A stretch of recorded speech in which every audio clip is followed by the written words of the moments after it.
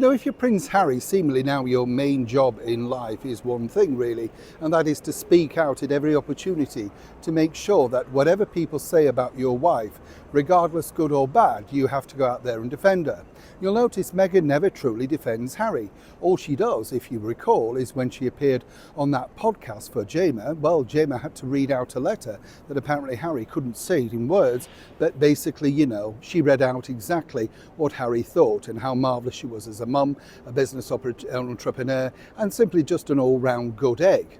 Of course, this never really reverses back. Harry's yet to work that bit out himself. Whenever he's over here trying to deal with security, etc., well, suddenly he's on his own. You know, court cases is on his own. You get the picture.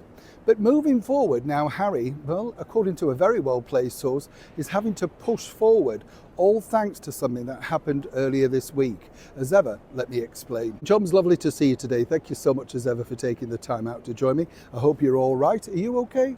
Can I see you waving? I can, yes. Blistering sun, so it's nice, isn't it? Yeah, well, it would be if we were sat to... Can you imagine if you were feet in a bowl of cold water?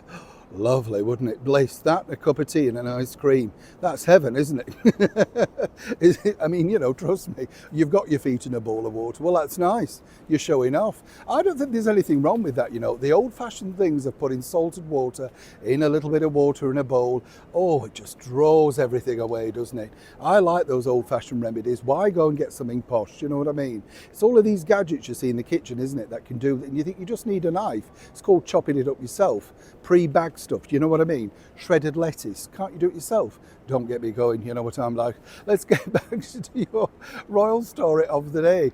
Now this, of course, created a lot of bad press, and as one can imagine, Meghan Markle knows exactly how to create a lot of bad press. This was because sitting down for yet another tedious podcast, some might say, with a lady called Emma Grede, never heard of her until this particular week. Well, the bottom line was that Meghan basically said that, you know, if people could just be kinder and tell the truth about her, Meghan would die if people actually told the truth. She's so lucky that many people are hidden behind NDAs who worked inside the palace.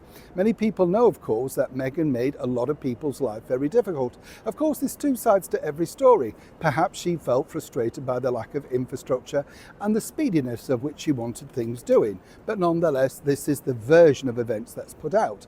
Then a couple of days later, this headline came out over here in a tabloid newspaper. And the bigger problem, truly, was this. You see, the issue really became something of the fact that there is the palace staff basically saying, you know, we had an horrendous time, post-traumatic stress disorder, shaking, nervousness in therapy, and people are ready to speak, as I keep saying.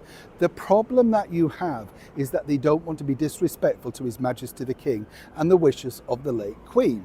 Harry saw this particular headline and subsequent headlines and of course has been put into full action man mode.